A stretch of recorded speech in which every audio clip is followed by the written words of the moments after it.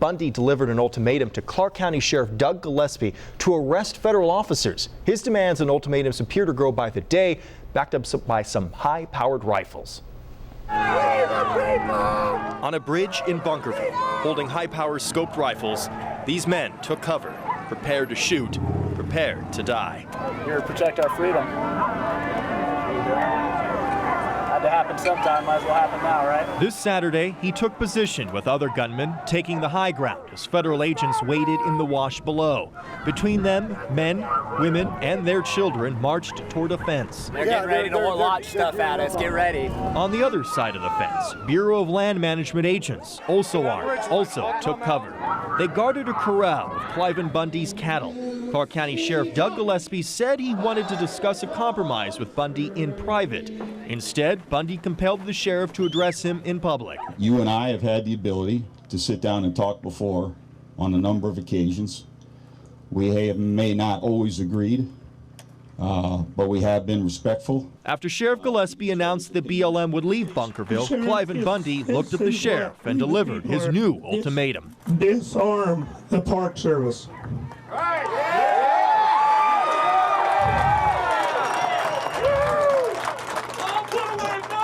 At Lake Mead and Red Rock Park and all other parks that the federal government claims they have jurisdiction over. We want those arms delivered right here under these flags in 1 hour. Bundy told a crowd on Monday that after an early morning prayer, he turned his demand into a mandate for county sheriffs nationwide to arrest and disarm federal officers. We got to get America back up on its feet. Cliven's son Mel perhaps best describes the evolving political philosophy of the protesters. So this cattle issue is just one small corner of the problem that we're having as citizens with the federal government. Okay? Get out of our states. The protesters, radio talk hosts, random political leaders, and Nevada Assemblywoman Michelle Fiore all stand in support of Bundy's call for county sheriffs nationwide to arrest federal officers. It was up to BLM Special Agent Dan Love to negotiate the government retreat Saturday. No gun pointing. No gun. This is our land. Open the gate. But you need to push these people back so they can do it safely. Push them back so they can do it safely. They're going to. They're going to. They can't leave if they're engaged. So push them back. Let's give them push them back. There you go. How much time? Okay, that's all I need.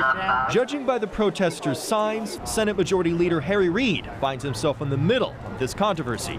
We asked Senator Reid his take on Bundy ignoring 3 federal court orders. Even the Nevada Cattlemen's Association, one of the most conservative organizations in the country. They don't support what's going on up there. They want people to follow the law just like we all do. On the streets of Las Vegas, when gunmen point weapons at sworn peace officers, they are often shot and killed. But in Bunkerville, these men held the bridge. The difference between these gunmen and gunmen in our urban streets comes down to a political cause. At some point you have to draw a line in the sand, as you will, and I guess this is it, you know. Regretfully, we didn't get this man's name. Our photographer was fearful of possible crossfire should shooting happen and kept moving. But this gunman and the others pledged to be back because these anti-federalist protesters got their first victory. Not by the ballot, not by rallies, but on a bridge with guns aimed at police.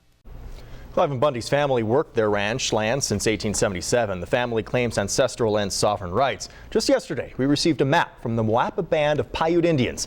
It shows how the land the Bundy ranch is that was promised them by federal treaty. That is, until federal troops forced the tribe out and families, including the Bundy family, settled in.